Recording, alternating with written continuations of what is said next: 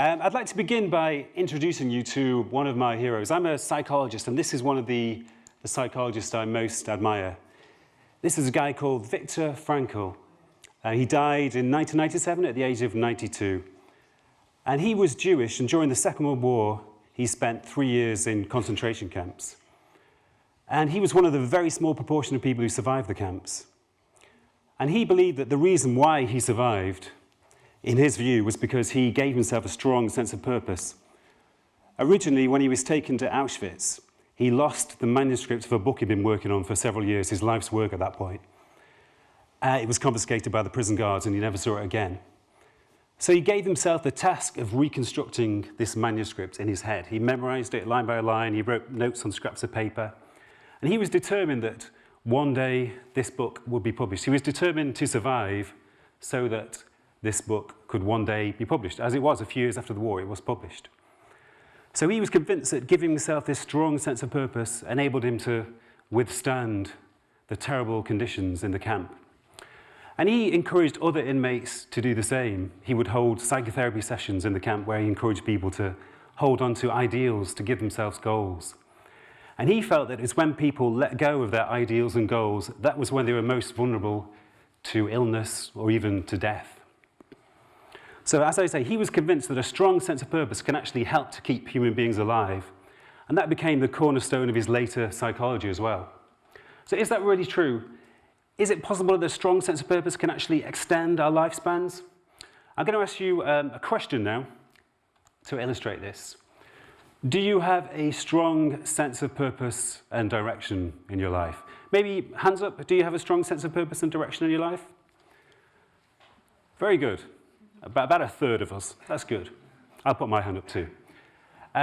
Well, that's great because according to research, it sounds a bit crazy, but according to research, if you answer yes to this question, you have a 15% higher chance of still being alive in the year 2028.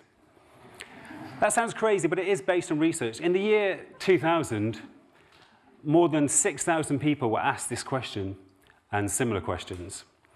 And the people who answered yes, there was a follow-up study published this year, and it was found that the people who answered yes 14 years ago were 15% more likely to still be alive.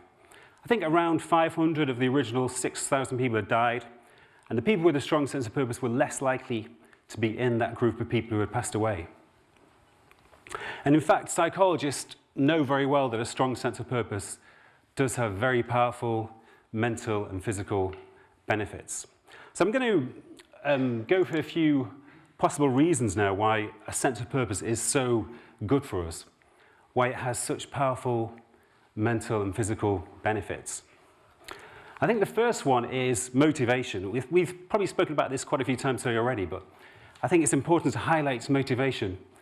Sometimes in our lives, occasionally we wake up in the mornings and think, here I am again, another day, breakfast, shower, go to work again and again and again. What's it all about? Hope I'm not planting any negative thoughts here.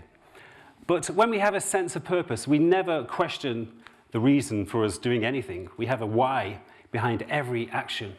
And that propels us through our lives, it propels us through our days, it gives us a reason for everything we do. And in a similar way, occasionally we may feel a bit disorientated in our lives. The world is a big place, there are so many choices open to us.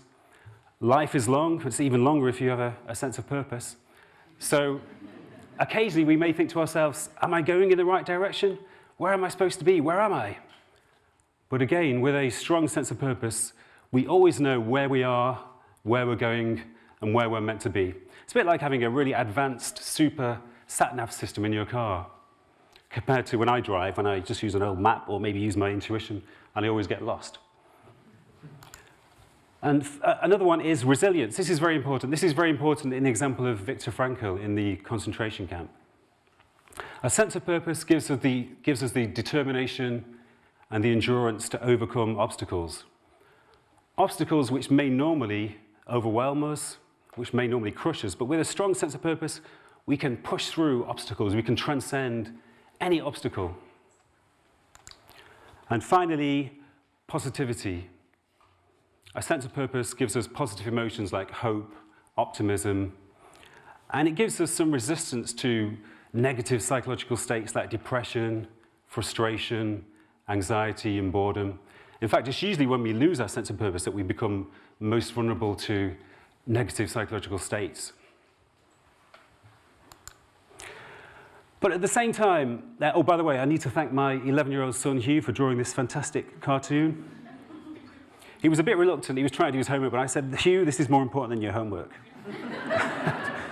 And I said, Hugh, you're 11. If you were born in an agricultural society, you'd be helping me in the fields. You'd be helping to herd the cattle. So in a technological society, you need to help me with my PowerPoint presentation. so a bit of persuasion.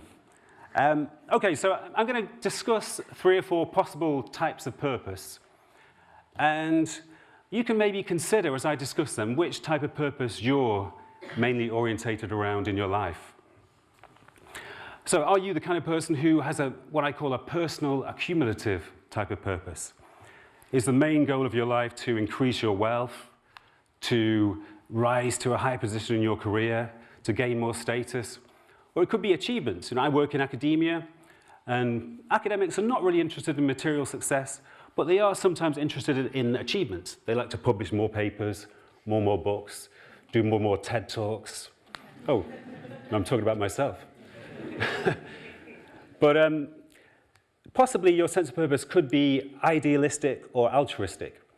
Maybe the main goal of your life is to contribute to the human race, to make the world a better place. That sounds a bit like a Michael Jackson song, actually. But it could be a song. Yeah, you want to help other human beings, contribute to alleviate the suffering of your fellow human beings. So you could be a charity worker, a voluntary worker, a teacher, maybe a politician. That was a slip of the tongue there. It would be wonderful if most politicians were orientated around an altruistic, idealistic purpose, but I think mainly in the real world, many politicians are orientated around a personal, accumulative type purpose. And maybe the main purpose of your life could be self-development. Maybe your main goal is to uncover your creative potential, maybe to expand your spiritual awareness, to grow spiritually or artistically. And in that case, when we look into altruistic, idealistic, spiritual, or creative types of purpose, we may reach the point of what I call transpersonal purpose. And this is where, in a sense, we step aside, and rather than directing our purpose begins to direct us instead. And rather than carrying our purpose forward, our purpose begins to carry us. And I think in many ways, this is possibly the most fulfilling and the most productive kind of purpose. It's also, in a sense, the most effortless kind of purpose as well. Because when we move into the transpersonal level of purpose, in a sense, we let go, we step aside, and allow the purpose to flow through us. And we're carried by that. It's like swimming in a fast-flowing stream. And it can also be quite intoxicating as well. There's this fantastic forward momentum, and we feel almost as though it's not us who is following the purpose. The purpose is directing us, rather than the other way around. And I had a car crash 5 weeks ago, September the 24th. That's the significant date for me. And I came very close to dying in this car crash. I was amazed that I was unscathed. We were spinning around on the motorway in the rush hour traffic, the cars everywhere. A lorry hit us twice, and time slowed down drastically. We finally just bashed into the crash barrier. And I looked at my wife's body and my body, and I was amazed that we were still alive. I couldn't believe it. We were both completely unscathed. But I think for me, a close brush with death, such as that accident, it teaches me that life is fragile, life is temporary, and we never know what's going to happen. We never know how long it's going to last for. So it's taught me that the important thing is not necessarily my life, but my purpose. So my role is to step aside and allow my purpose to flow through and not get in the way. Sometimes it's easy for us to get in the way of our purpose. We want to change it, we want to change direction, or maybe fear, or maybe lack of courage gets in the way. But I think a close brush with death has taught me the importance of just stepping aside and allowing this river of purpose to flow through me and to carry me forward. And I'm going to introduce you to another of my heroes now. 2 heroes in 12 minutes. It's quite a good deal, I think. This is the British author D.H. Lawrence. And I think he's a really good example of what I call transpersonal purpose. He was born with amazing obstacles against him, amazing difficulties. But in his short life, he died at the age of 44, but he published over 45 books, several hundred poems. He was also a painter. He painted several hundred canvases. But what's most amazing is the obstacles he overcame in order to achieve these things. He was born into poverty. His father was an illiterate miner. And he was born with very poor health. He wasn't expected to survive childhood because of his poor health. He almost died 3 times as an adult. And he had tuberculosis, which eventually killed him at the age of 44. And also, one of the things Lawrence wanted to do was to write openly about sex. And in the 1910s, 1920s, the world really wasn't ready for that. So he faced lots of hostility. His books were banned. Exhibitions of his paintings were closed down. And he wasn't taken seriously. He was subjected to a lot of ridicule from other authors and from literary critics. But he didn't care. He felt that his purpose was a paramount thing. And as long as he allowed his purpose to flow through, it didn't matter whether he was, whether he had endured dissatisfaction and disappointment and rejection and failure. He didn't care. He writes in one of his poems, not I, but the wind that blows through me. And I think when we allow the wind of purpose to blow through us, that's when we can really gain the momentum to overcome any difficulties. So I think, in a sense, what we need to do is not so much find a purpose, but uncover a purpose which may be already inside us, which probably is already inside us, but which maybe we haven't gained access to due to social pressures, due to a lack of courage. Maybe we haven't been living completely authentically. But if we can find that deep, authentic purpose within us, and if we can allow ourselves to step aside and allow that purpose to flow through, that's when the wind begins to carry us, in D.H. Lawrence's words. The wind begins to blow through us. That's when we really begin to take flight in our lives. I think that's when our lives really become most fulfilling, most productive, and most meaningful. Thank you.